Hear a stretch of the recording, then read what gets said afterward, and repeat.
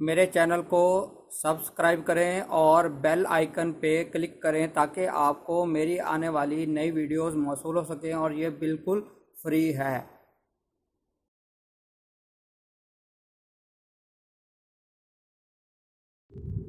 बिस्मिल्लाहिर्रहमानिर्रहीम।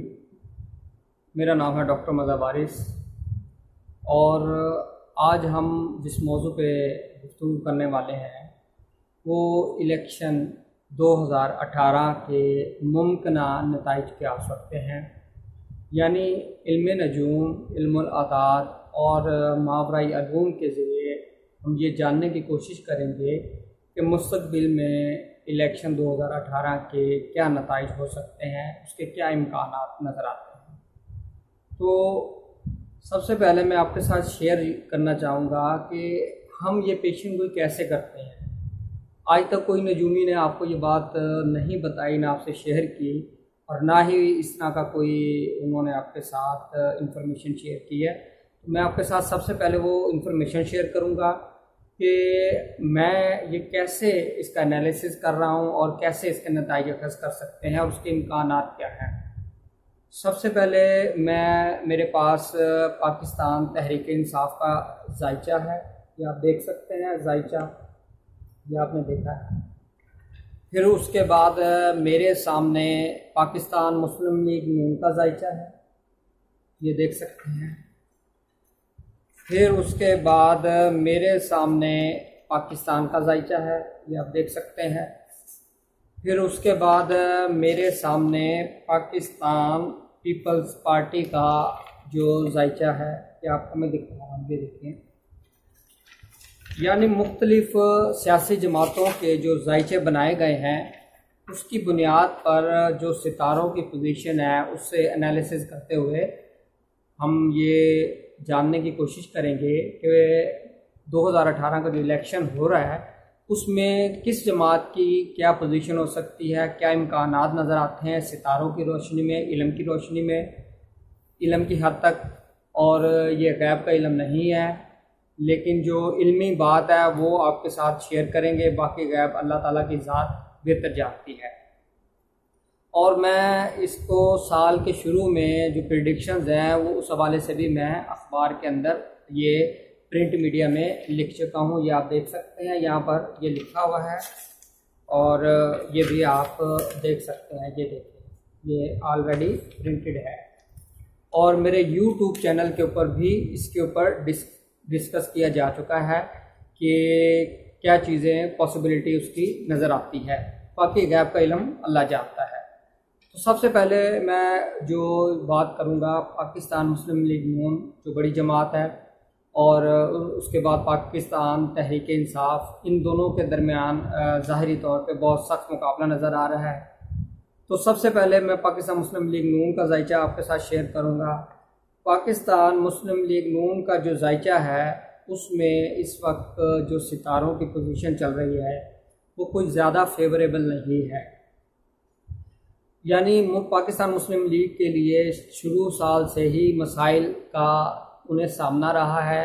नवाज शरीफ साहब को पार्टी सदारत से वो नाअहल हुए हैं, उसके बाद मुकदमात में उनको सज़ा हो चुकी है, वो जेल में है।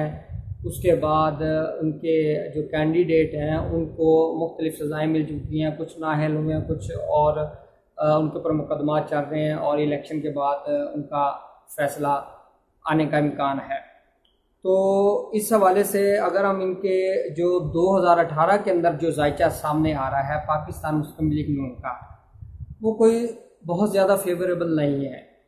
यानी इनके लिए इस इलेक्शन में बहुत से प्रॉब्लम नज़र आ रहे हैं और इलेक्शन के अंदर वाज़ेह अक्सरियत लेना नज़र नहीं आ रहा। मैंने यही बात प्रिंट मीडिया में अपने जो प्रेडिक्शंस थी उसमें भी लिख चुका हूँ कि मेरे अपने पॉइंट ऑफ व्यू से, एनालिसिस से इनका जो जब जायचा देखता हूँ तो पंजाब के अंदर भी इनको बहुत मुश्किल नज़र आ रही है गवर्नमेंट फॉर्म करने में। अब अगर हम बात करें पाकिस्तान तहरीक इंसाफ, पाकिस्तान तहरीक इंसाफ का जो जायचा मेरे सामने मौजूद है उसमें उनके जो लगन है, लगन के अंदर बहुत ही पॉजिटिव एक सितारा बैठा है और वो एक्सपेक्ट कर रहा है इनके हाउस ऑफ नाग को और इनकी जर्नल फॉर्च्यून को यानी इनकी जो पोजीशन है डे बाय डे इनकी पोजीशन अच्छी होती गई है। अप्रैल से इनकी पोजीशन ज़्यादा वाज़ेह होना शुरू हुई है, बेहतर होना शुरू हुई है। और अगर हम 2018 के अंदर अगर हम देखते हैं इनके जायचों की पोजीशन, तो इनका जायचा बहुत ही ज़्यादा मुस्तहकम नज़र आता है। माली इनका जो नेम फेम और प्रॉस्पेरिटी है ये बहुत बेहतर नज़र आती है। इनका जायचा सबसे ताकतवर नज़र आता है। अगर हम इमरान खान साहब के जायचों को देखें तो उनका जायचा भी बहुत ज़्यादा ताकतवर नज़र आ रहा है हमें। अब इस बुनियाद पर हम क्या कहते हैं, इस बुनियाद पर अब आखिर में मैं बात करूँगा। अगर हम पीपल्स पार्टी के जायचे की बात करें, पीपल्स पार्टी के जायचे में भी कोई इतनी फेवरेबल पोजीशन नहीं बनी हुई।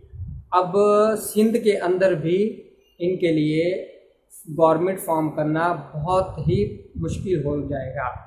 यानी वहाँ पर जो डेमोक्रेटिक अलायंस बन रहा है, पीटीआई है, पीएसपी, एमक्यूएम, ये तमाम जमातें इनके लिए बहुत से मसाइल पैदा करेंगी और सिंध के अंदर इनके लिए गवर्नमेंट फॉर्म करना आसान नहीं होगा। मुझे नहीं नज़र आता कि ये शायद गवर्नमेंट फॉर्म कर सके। वल्लाहु आलम, अल्लाह की ज़ात बेहतर जानती है। जो इल्मी बात है वो नज़र आ रहा है। और पाक सरजमीन पार्टी की जो पोजीशन है वो बहुत ज़्यादा बेहतर होगी। वो ज़्यादा उनकी जमात उभर कर सामने आएगी इलेक्शन के अंदर। कराची के अंदर उनकी बहुत ही अच्छी पोजीशन सामने नज़र आ रही है। मज़ीद मैं बात करूं कि अगर हम ये तमाम जो जमातें हैं इनका जायचा एनालिसिस करने के बाद देखें तो इनमें पाकिस्तान तहरीक इंसाफ का जायचा बहुत ज़्यादा ताकतवर नज़र आ रहा है। दूसरा, पाकिस्तान पाक सरजमीन पार्टी, इनका जायचा बहुत अच्छा नज़र आ रहा है। पाकिस्तान मुस्लिम लीग नून के लिए इंतहाई मुश्किलात का साल है और मैं ये पहले भी लिख चुका था। और नवाज शरीफ साहब के लिए मुश्किलात का साल था, उनके लिए डे बाय डे मुश्किलात इंक्रीज़ हुई हैं। पाकिस्तान मुस्लिम लीग के लिए मुश्किलात में इजाफा हुआ है, उनकी कमी नहीं हुई।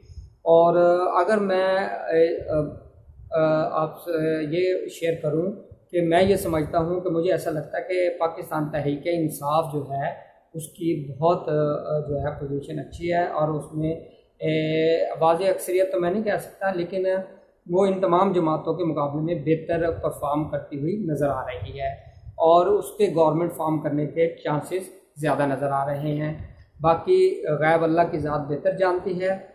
लेकिन मैं आपके साथ एक और इन्फॉर्मेशन शेयर करना चाहता हूं, क्योंकि इलेक्शन 25 जुलाई 2018 को हो रहे हैं और जुलाई के अंदर 2 ग्रहण, यानी एक 13 जुलाई को ग्रहण लग चुका है और एक ग्रहण 27 जुलाई को लग रहा है। 27 जुलाई को जो ग्रहण लग रहा है वो ब्लड मून भी है। इसके मुमकिना जो असरात किए हो सकते हैं, जैसे ही इलेक्शंस हों उसके जो नताइज हैं उसको ना माना जाए और प्रोटेस्ट किया जाए और पाकिस्तान में गैर यकीनी सूरत हाल, इस तरह की चीज़ें होने के इम्कानात नज़र आते हैं। तो इलेक्शन के बाद भी इसका मतलब ये है जो भी गवर्नमेंट बनेगी उसके लिए आसान नहीं होगा, गवर्नमेंट फॉर्म करना, गवर्नमेंट को चलाना। पाकिस्तान को चैलेंजेस का सामना रहेगा। और 14 अगस्त 1947 को अगर हम पाकिस्तान का जायचा रीड करें तो अगस्त के बाद जैसे ही 14 अगस्त का टाइम गुजरेगा तो पाकिस्तान के लिए हालात बेहतर होने के तरफ चलना शुरू हो जाएंगे।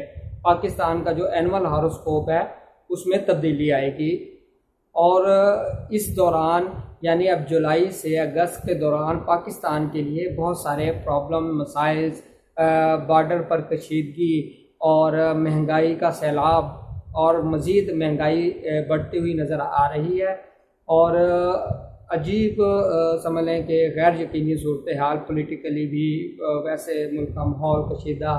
और इस मकसद इलेक्शन पर बात होगी जी, ये इल्ज़ामात लगेंगे कि धांधली हुई है, जमातें, इस तरह की बातें, ये ज़ोर पकड़ेगा, एहतजाज हो सकता है 25 जुलाई, क्योंकि ये पहले भी 2013 में जो इलेक्शन हुए थे वो 2 ग्रहणों के दरमियान हुए थे और इल्म नजूम के फ़लसफ़े के मुताबिक ग्रहणों के दरमियान कोई भी काम करना बेहतर नहीं होता, उसके नताइज अच्छे नहीं होते। अब भी ये 25 जुलाई को दो ग्रहणों के दरमियान इलेक्शन हो रहे हैं, इसलिए इसके इम्कानात ज़्यादा नज़र आते हैं कि इसके खिलाफ कोई प्रोटेस्ट जमातें करें, उसको नताइज को ना माने या कहें कि हमारे साथ धांधली हुई है। इस तरह के इल्ज़ामात सामने आ सकते हैं। और मेरी गुजारिश ये है कि तमाम कौम अल्लाह ताला से दुआ करे, इसकी नबूसत से महफूज रखे, सदका करें, खैरात करें। अल्लाह ताला पाकिस्तान को तरक्की दे, अच्छे लीडर दे, ताकि हमारा मुल्क तरक्की करे, स्टेबिलिटी आए, पाकिस्तान के अंदर रोज़गार मिले और पाकिस्तान के जितने मसाइल हैं वो पाकिस्तान के मसाइल में कमी आ सके। पाकिस्तान इंशाल्लाह, पाकिस्तान का जो मुस्तकबिल है वो बहुत ज़्यादा अच्छा है। अगस्त के बाद पाकिस्तान के ज़ायचे के अंदर तब्दीलियां आ रही हैं और पाकिस्तान इंशाल्लाह तरक्की करेगा। और पाकिस्तान की जो सूरत हाल है गैर यकीनी, ये भी ख़त्म होती हुई नज़र आ रही है। इसलिए परेशान होने की ज़रूरत नहीं है। पाकिस्तान का जैसे ही एनुअल हॉरोस्कोप में तब्दीली आएगी 14 अगस्त से, तो पाकिस्तान के हालात स्टेबल होना शुरू हो जाएंगे, गैर यकीनी सूरत हाल ख़त्म हो जाएगी इंशाल्लाह। उम्मीद करता हूँ आपको ये बात पसंद आई होगी। ये जो वीडियो मैंने शेयर की है आपके साथ, एक इंफॉर्मेशन शेयर की है जो एक इल्मी बुनियाद पर है। बाकी गैब का इल्म अल्लाह जानता है। और 25 जुलाई को पता चलेगा कि इसके असल जो नताइज हैं वो क्या आते हैं। अपना ख्याल रखिएगा। खुदा हाफिज़।